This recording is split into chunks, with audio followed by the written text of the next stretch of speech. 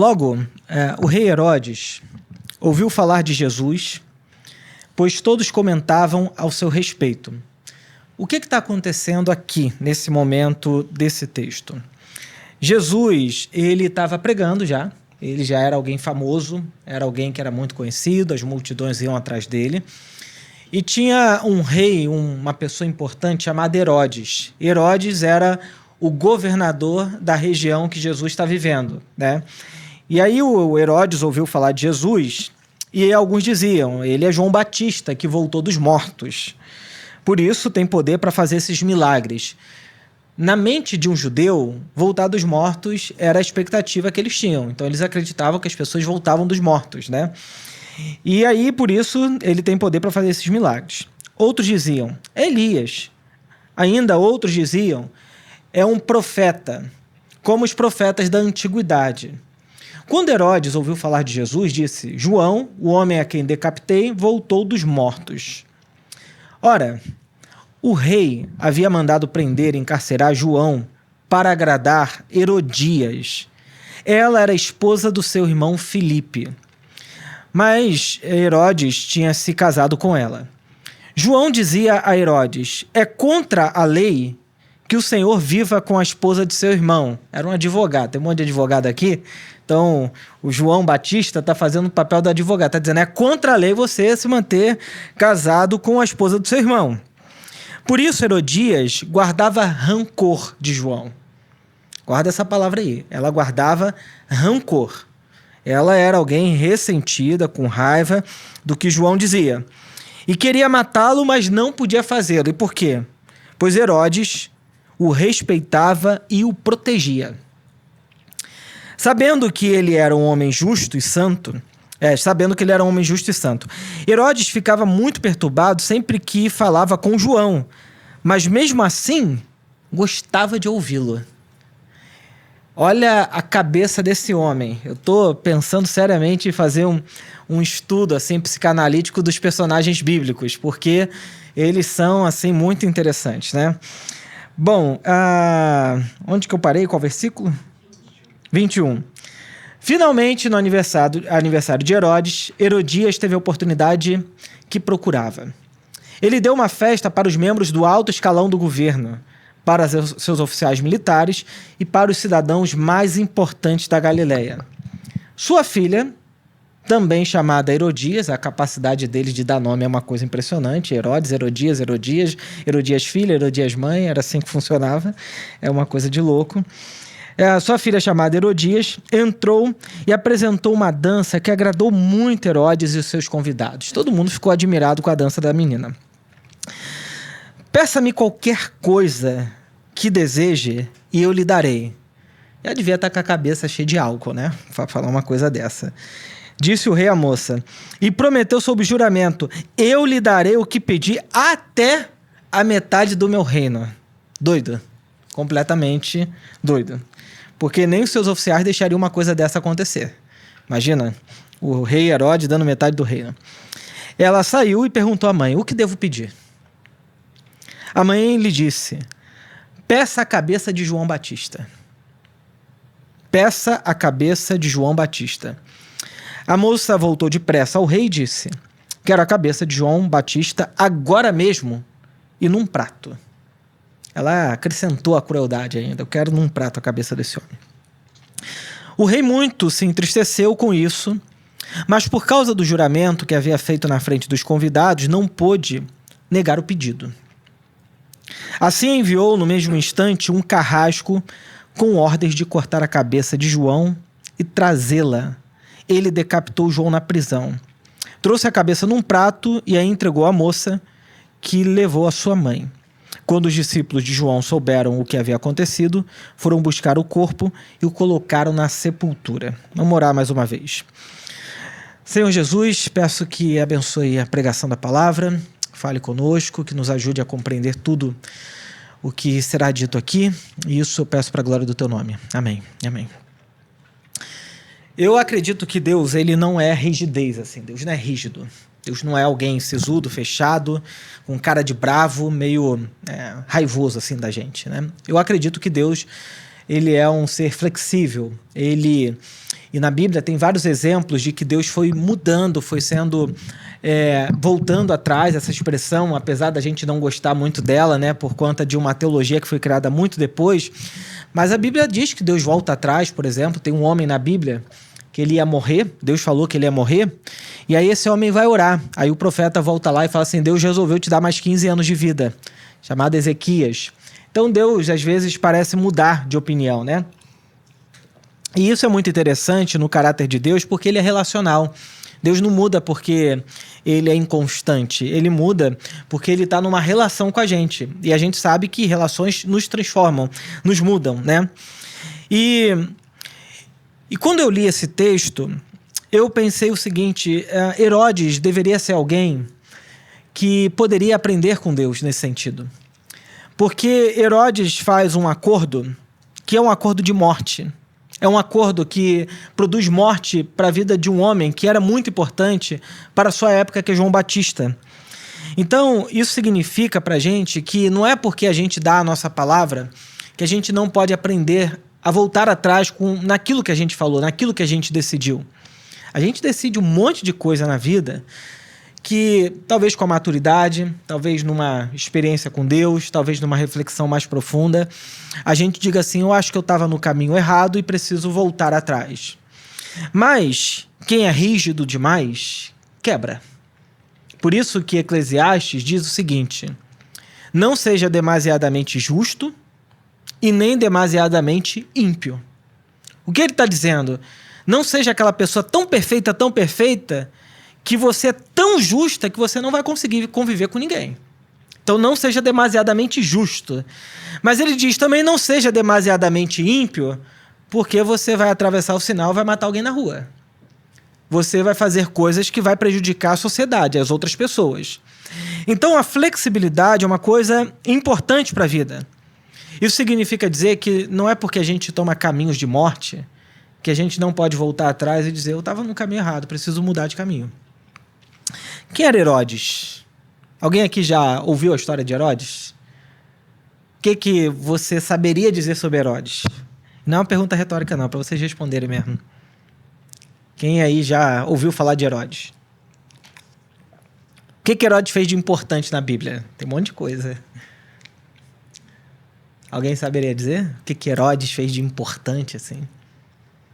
Não? Por exemplo, matou João Batista, mandou matar João Batista, uma coisa importante. Bom, Herodes é uma dinastia. Herodes, o Grande, era e foi o homem mais importante para o Império Romano naquela região. Ele era um megalomaníaco, doido. Ele queria ver tudo de grande, assim, coisas grandiosas. Para você ter uma ideia, você sabe a muralha, ou o muro, que a gente chama de Muro das Lamentações aqui no Ocidente, mas que nenhum judeu chama de Muro da Lamentação, eles chamam de Muro Ocidental. Aquele muro, aquela pilastra enorme, larga, que dá para passar um carro ali em cima, foi construído por Herodes o Grande.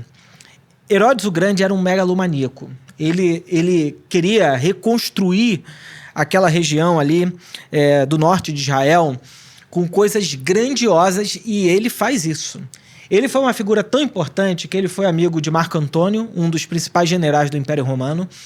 O Herodes o Grande, ele é o responsável por ter melhorado em muito a qualidade daquele território ali de Israel, como a gente chama hoje. Ele fez coisas incríveis, extraordinárias.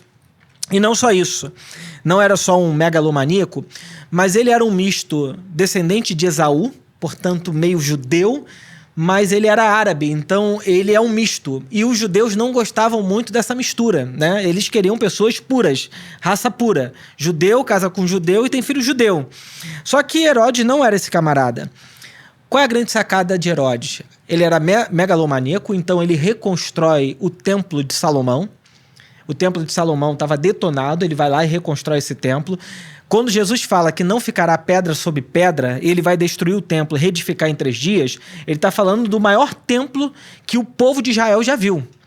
A gente acha que o Templo de Salomão era uma coisa suntuosa, porque a Bíblia fala assim, mas era pequeno, né? Para as medidas do nosso mundo hoje, era um templo pequeno. Quem construiu um templo grande foi Herodes, que não era judeu, ele faz isso por conta de política. E Herodes, além disso, ele faz uma coisa muito interessante. Ele se casa com a filha do sumo sacerdote, com Mariana, o nome dela. E aí, por conta desse casamento, o povo fica meio que de mãos atadas com esse cara. Ele era um baita político, essa é a verdade. Era um cara que sabia jogar com a religião, a espiritualidade judaica. Ele reconstrói o templo porque isso, para um judeu, estaria dizendo o seguinte: ele respeita a nossa religião. E, por outro lado, era um homem que fez muitas obras públicas e melhorou a economia daquela região ali. Então, quando a gente vê os barcos vendendo peixe, fazendo comércio, responsabilidade de Herodes. E Herodes era esse megalomaníaco, mas o filho dele era mais louco do que ele. Herodes, que é esse Herodes que a Bíblia está falando aqui, ele é filho do Herodes o Grande. Herodes o Grande morreu no ano 4 a.C. Esse Herodes que está vivendo aqui no tempo de Jesus e no tempo de João Batista adulto é o Herodes filho do Herodes o Grande. E esse camarada aqui, ele foi alguém impiedoso, cometia vários crimes impiedosos, e ele era alguém que casou com a mulher do irmão. Ele tinha tanto poder que casou com a mulher do irmão. E isso gerava conflitos enormes na família, para você ter uma ideia. Nessas dinastias, nesse período aqui, era muito comum que o irmão matasse o outro para pegar o trono. Vejam Game of Thrones, para você entender como é que funciona esse negócio. E era assim que funcionava a coisa. E é muito interessante que esse Herodes chamado Antipas, ele é alguém comprometido com 3 pessoas aqui. Primeiro, ele se compromete com a menina. Ele fala o seguinte: olha, eu vi você dançando, você é uma menina incrível, muito, sei lá, muito bonita, dança muito bem. Vamos fazer um acordo. Você pode me pedir o que você quiser. E a Bíblia diz que ele faz isso para agradar quem está vendo, para mostrar que ele tinha poder, que ele era alguém importante. E aí as pessoas que estivessem vendo aquilo vão falar: uau, Herodes é o cara que faz o que essa menina pedir. Ele falou: pede o que você quiser. Só que essa menina, ela estava comprometida com a mãe dela. Então ela volta para a mãe e pergunta: mãe, Herodes falou isso para mim, o que eu faço agora? A mãe, lembra, ela tem rancor de João Batista. E ela tem rancor porque João Batista mostra o problema dela. Mostra o conflito de interesse ali daquela família. Profeta faz isso. Profeta não senta na mesa do rei. Profeta não anda com político. Profeta bota o dedo na cara de político e do rei. Profeta é isso.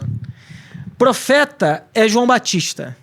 E o nome dele não é João Batista. A gente está comemorando agora festa de São João. É desse camarada aqui que morreu com a cabeça na bandeja. João Batista não era alguém que era agradável, não era um camarada que a elite da época gostava dele. Não, ninguém gostava dele. O povo gostava, mas a elite não gostava. Só que a Bíblia diz que Herodes gostava de João Batista. Ele ouvia o que João Batista dizia: esse cara fala verdades, ele é alguém importante. Mas ele estava comprometido com a menina. A menina estava comprometida com a mãe. Pergunta para a mãe: mãe, o que eu faço? A mãe fala: peça a cabeça de João Batista. Bom, a menina volta e diz qual era o pedido dela. Eu imagino que Herodes, ouvindo o pedido da menina, tenha ficado num conflito enorme na cabeça dele. Mas ele se comprometeu não com a menina. A gente acha que Herodes está comprometido com a menina. Não. Herodes é um paranoico. Ele é tão paranoico que logo no início do capítulo 6, né, do texto que a gente leu, diz o seguinte, que quando Herodes ouviu falar de Jesus, o que ele achou na cabeça dele? Que era João Batista que tinha voltado dos mortos. É um paranoico. Ele fica criando coisas na cabeça dele que não condizem com a realidade. Isso é paranoia. Essa coisa que ele faz é paranoia pura. E é interessante que quando a menina volta com o pedido dela, Herodes estava comprometido com a menina, mas na verdade ele estava comprometido com a elite política, a elite financeira da sua época. Ele não podia voltar atrás, não porque o pedido da menina era muito grave. Ele não podia voltar atrás porque ele não poderia parecer fraco. Ele não poderia parecer alguém frágil, que não tem palavra. E como ele deu a sua palavra, e era um homem paranoico, atormentado, isso aparece no verso 26, por exemplo, uma pessoa completamente atormentada, diz assim, ó, o verso 26, só para vocês entenderem. O rei se entristeceu muito com isso, mas por causa do juramento que havia feito na frente dos convidados, não pôde negar o pedido. Então ele está num conflito. Ele estava triste por dentro, mas ele tinha que sustentar a imagem pública dele. Quem é Herodes? Herodes ensina muito pra gente. Porque Herodes, na verdade, ele é o tipo de religioso, o tipo de homem, o tipo de autoridade pública que adora gente de Deus. Ele gosta e respeita quem fala em nome de Deus. A Bíblia diz que Herodes era alguém que respeitava muito João Batista. O irmão de João Batista já quis matar Herodes, ele não deixou. A mulher do Herodes já quis matar o João Batista e Herodes não deixou. Eu estou dizendo que esse homem estava protegendo João Batista. Mas é um camarada que ele é esse tipo que concorda com o discurso religioso. Concorda com a pregação de João Batista. Talvez fosse lá no culto de João Batista ouvir e falar, esse homem é homem de Deus, ele prega a verdade. Ele fala o que é correto. Aplaudia ele, respeitava. Se alguém perguntasse, Herodes, o que você acha de João Batista? Olha, um camarada de Deus mesmo. É alguém usado por Deus. Pois é, mas ele é um homem que concorda com o profeta, mas ama mais a sua imagem do que a palavra de Deus, que estava correndo no meio deles. Ele ama muito a sua imagem e prefere manter os votos com a elite de sua época do que perder a sua cabeça, perder a sua consciência. Porque, na verdade, eu acho aqui, fazendo um trocadilho com o texto, que a maneira que a gente perde a nossa cabeça é quando a gente abre mão da nossa consciência. Cortar a cabeça de um profeta e botar numa bandeja é triste. Mas mais triste ainda é viver a vida tendo perdido e cauterizado isso aqui. Para agradar quem? Os outros. Essa é a vida de Herodes. Ele prefere manter a reputação dele do que fazer o que é correto. Ele prefere manter a imagem pública dele do que fazer o que tem que fazer. Por isso que, para mim, fazendo um trocadilho, quem perde a cabeça nessa história não é João Batista. Porque apesar de terem calado uma voz, o legado de João Batista não morreu ali. E mais do que isso, João Batista, apesar de ter sido morto, como todos os profetas foram, o profeta era morto. Ninguém suporta ficar ouvindo profeta. A pessoa quer cortar a cabeça de profeta, quer matar. Pegaram Jeremias, jogaram na cisterna. Pegaram Isaías, cortaram ele pelo meio. Pegaram Paulo e decapitaram a cabeça dele. Pegaram João e crucificaram de cabeça para baixo. Pegaram Jesus e colocaram numa cruz. Profeta não cabe nesse mundo, porque profeta vê o mundo de cabeça para baixo. Profeta vê outra realidade do jeito que a gente não vê. E profeta denuncia a inconstância e a maneira como o nosso mundo está. Por isso que profeta é tão atraente. As pessoas dizem, uau! Mas as pessoas dizem, eu não quero andar com esse cara. A reputação dele é muito difícil de sustentar. Por isso que eu acho que quem quer andar com Deus tem que estar disposto a isso. Abrir mão da sua reputação, abrir mão da sua imagem pública. Herodes não estava disposto a isso. Ele prefere matar João Batista do que ser contra a elite da sua época. Sabe por quê? Nós todos aqui, sem exceção, a gente nasceu sob o olhar de alguém. E esse olhar de alguém vale muito para nós. Quem nos insere na vida não é o fato de você estar com o pulmão funcionando, o coração batendo, ter olhos abertos, poder comer. Quem nos insere na vida são as outras pessoas com quem a gente convive. Essas pessoas vão dando contorno para a gente. Dá o nosso nome, dá a nossa roupa, a nossa identidade, comida, cultura, dá tudo que a gente tem, tudo que a gente é. Só que se a gente não for aprendendo que o outro é o outro e eu sou eu, a gente vai durante a vida toda procurando essas pessoas que digam pra gente quem a gente é. Fica perdido. A gente acha que o narcisista é aquela pessoa assim, com a cabeça erguida, que fala o que pensa. Narcisista é alguém frágil, delicado e que fica, como diz o Luiz Felipe Pondé, catando as misérias afetivas de todo mundo, adorando o elogio de todo mundo, porque não suporta e não sustenta a própria vida. A gente olha para um homem como Herodes e acha assim, era um homem importante. Nada. Todo imperador é frágil, é uma criança, é um bebê narcisista, egocêntrico e onipotente. Todo imperador é assim. Hitler é essa pessoa. Você olha a capa, vê assim, gritando, falando alto, mas por dentro é frágil. Todos eles são assim. E quem é forte de verdade nessa história é João Batista, que olha para alguém que podia matá-lo e diz o seguinte: vocês não estão respeitando a lei. Vocês não estão respeitando o que Deus havia feito de acordo para esse povo aqui. Porque lembre-se, João Batista não era só profeta. Ele era o sumo sacerdote da sua época. Só que como o templo estava corrompido, porque os Herodes colocaram os seus sumos sacerdotes lá para trabalhar para eles, Deus pega o seu profeta e coloca no deserto. Mas, por direito, legitimidade, era João Batista, que deveria estar no templo, no trabalho, no ofício do sumo sacerdote. E o trabalho do sumo sacerdote era explicar a lei para o povo. Era explicar o que Deus havia dito para o povo. Então, o que ele está fazendo é o trabalho dele, o sumo sacerdote. E isso é muito interessante, porque quando a gente olha para a vida desse homem chamado Herodes, eu acho que Herodes, ele pode e mostra para a gente que 3 coisas são muito possíveis de acontecer com a gente. A primeira coisa que é muito possível, é possível a gente gostar do discurso religioso sem estar comprometido com Deus. É possível a gente gostar do discurso religioso sem estar comprometido com Deus. Gente, não se enganem.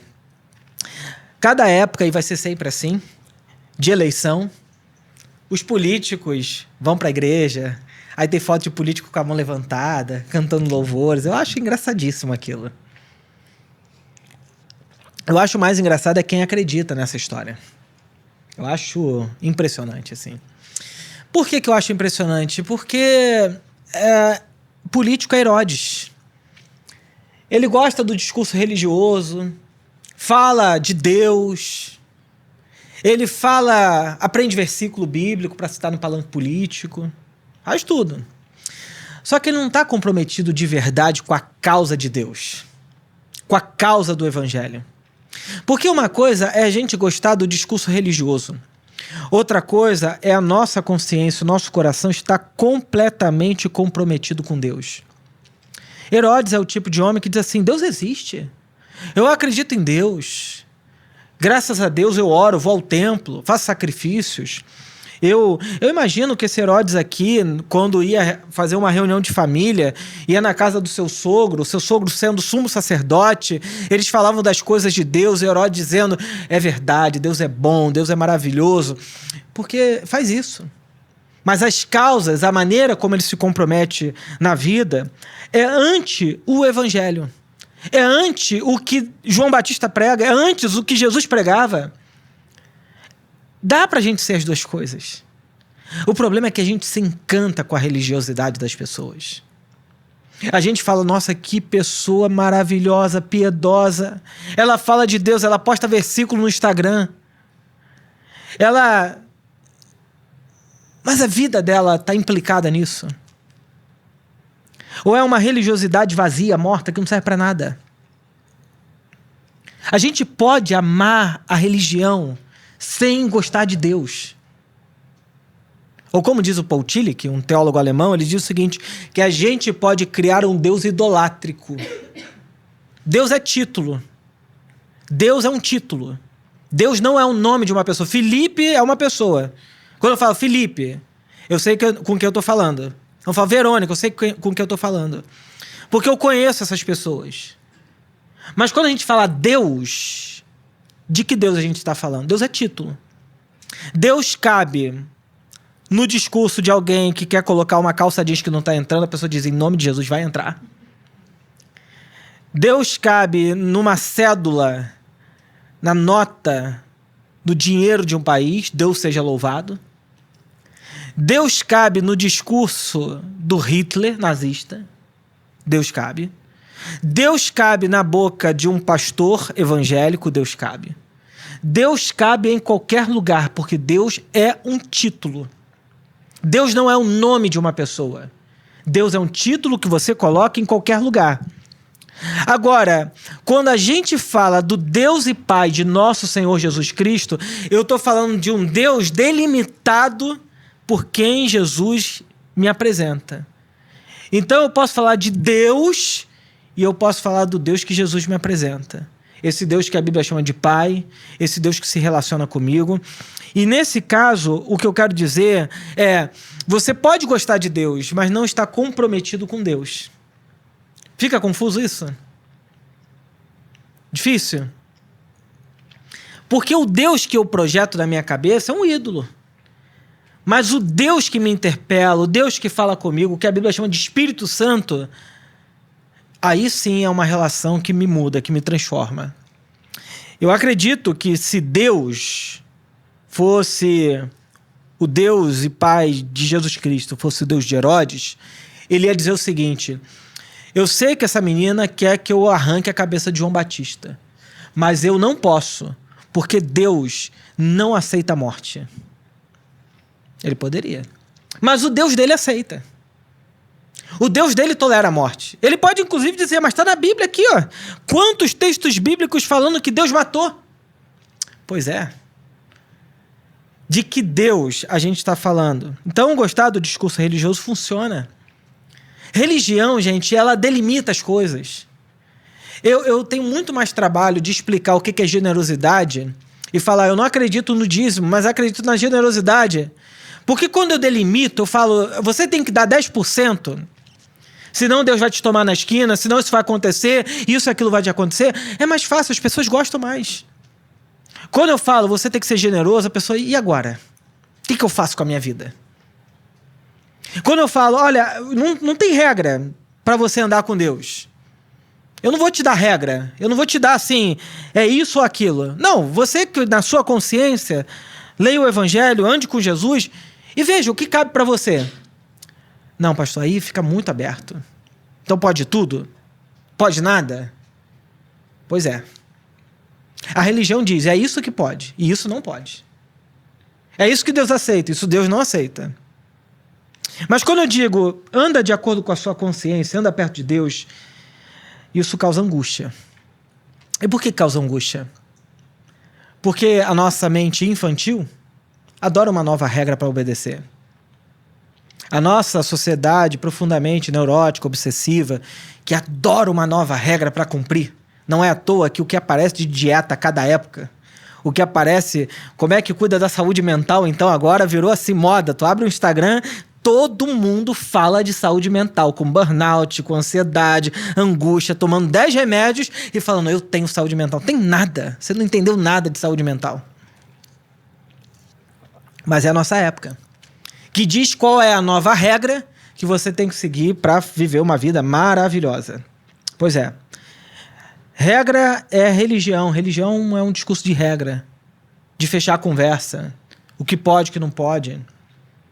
O Evangelho é de outra ordem.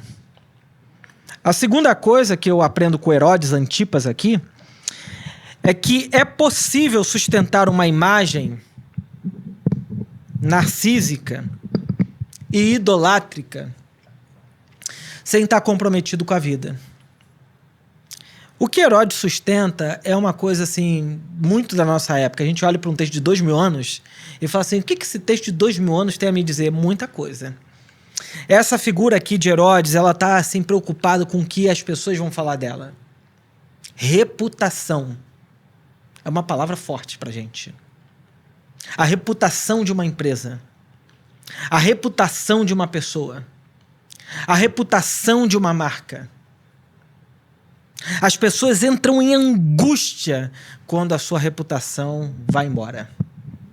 E por quê? Porque a nossa imagem, a gente diz assim, a nossa imagem vale muito.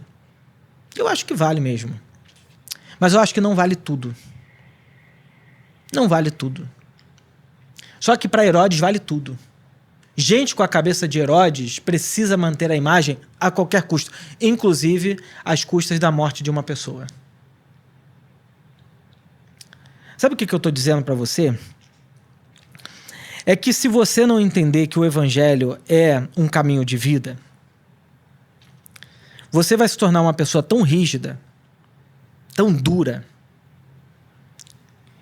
que vai achar possível matar filho e filha, matar um relacionamento, para não ter que voltar atrás na sua palavra. Ou para não ter que reaprender. Para não ter que pedir desculpas. Para não ter que dizer, eu errei.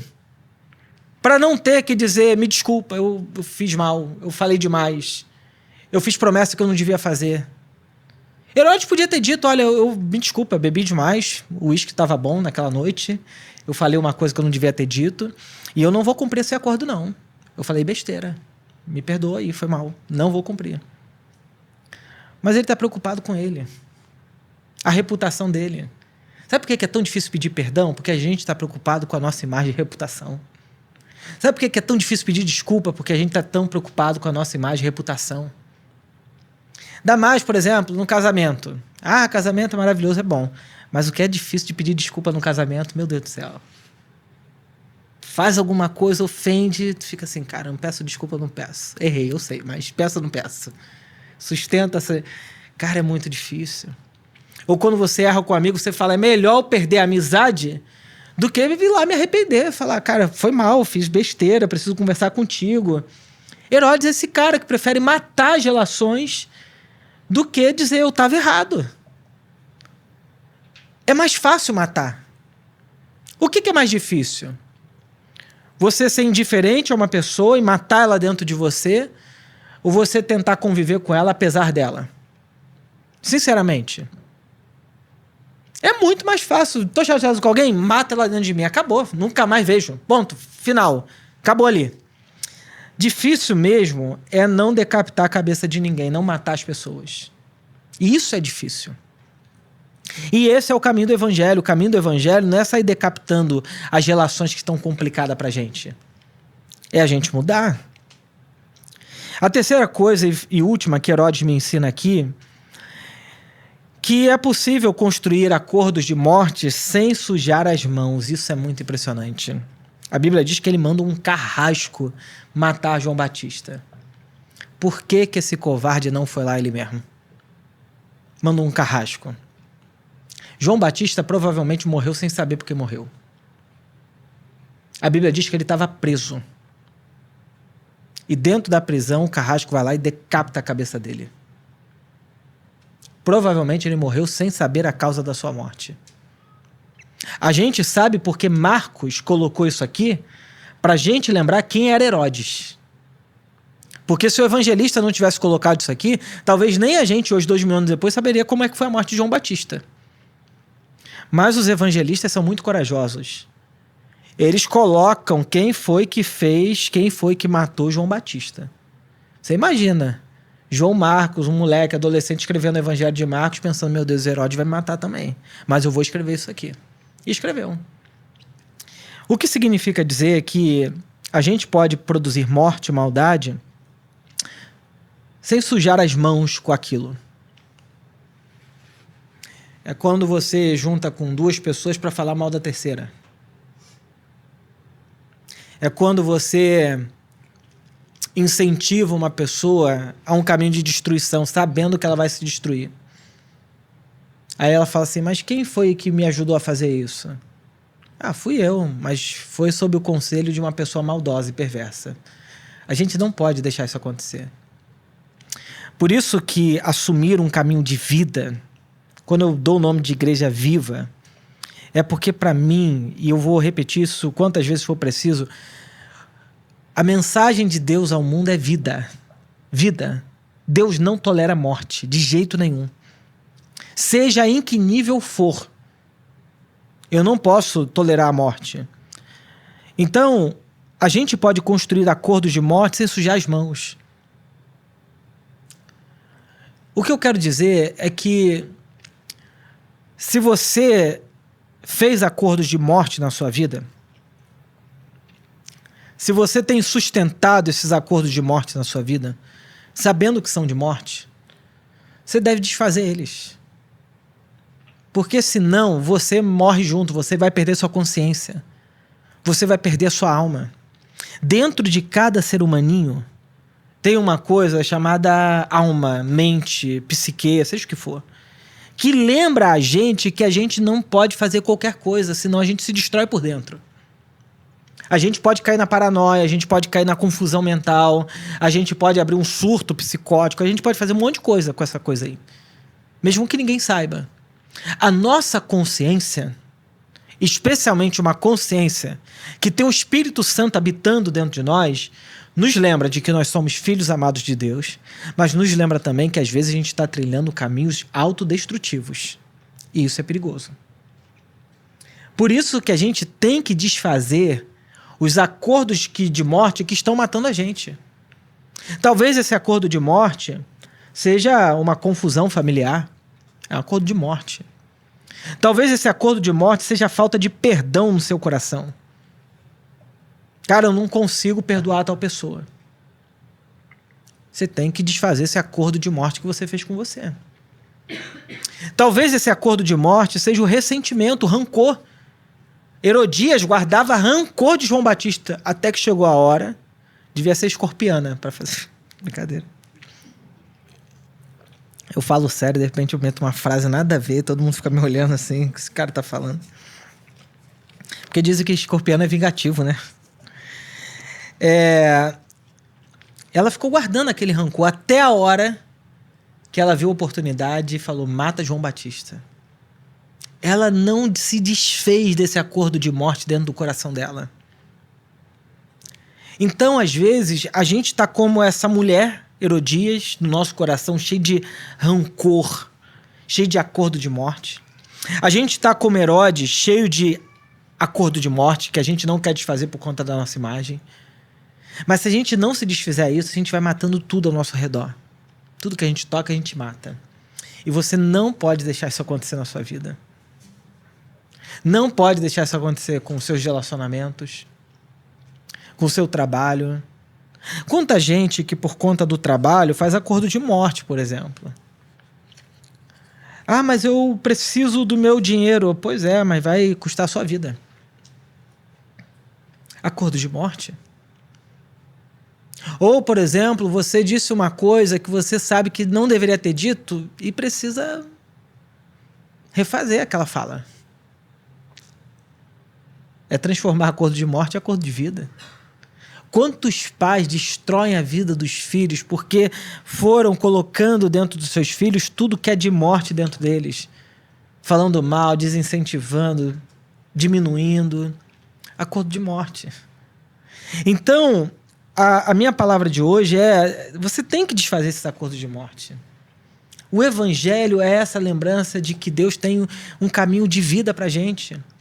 E aí eu só vou ler um versículo final aqui, se a Nath puder colocar, Marcos 6, é o último versículo aí, o verso 29, diz assim: que quando os discípulos de João souberam o que havia acontecido, foram buscar o corpo e o colocaram numa sepultura. Essa parte aqui é muito bonita. Sabe por quê?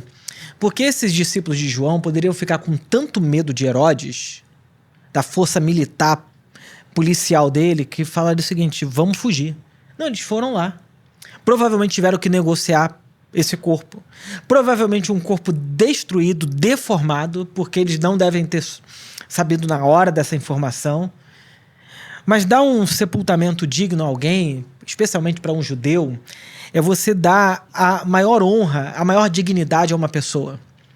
É você dizer o seguinte: essa pessoa merece morrer dignamente. Por isso que é bonito que os discípulos fazem, eles vão lá, ao invés de deixar a reputação de João morrer do jeito que morreu, sem a cabeça, eles vão lá dar dignidade para esse profeta de Deus. Por isso que o texto termina com essa frase: os discípulos de João foram lá e sepultaram João Batista. É dar dignidade. Eles sabiam que era João. Isso também nos ensina uma coisa muito importante. A gente precisa terminar dando dignidade para qualquer pessoa e não matando e decapitando as pessoas dentro do nosso coração, na nossa vida, nas nossas escolhas. Pois bem, gente, eu queria orar com vocês, cantar uma música e orar com vocês. E também queria pensar com vocês, refletir com vocês. Eu sei que essas palavras, elas, em algum momento, podem falar ao nosso coração. Uma coisa ou outra, algum ponto. Algumas coisas mexem com a gente. E como eu sei que a palavra de Deus nunca volta vazia, então ela interpela a gente. E aí eu queria que você pensasse no seu coração em como que essa palavra interpelou você. Em qual momento? Qual foi o ponto que você falou assim: caramba, isso aqui é para mim. Eu preciso ouvir isso aqui. Eu preciso lidar com isso aqui. Eu preciso entender isso aqui. Então eu gostaria que você aí fechasse os seus olhos e pensasse. A gente está acostumado sempre a pensar fazendo alguma coisa, mas fechar os olhos é um jeito de você olhar para dentro, refletir. Eu queria que você fizesse isso junto comigo.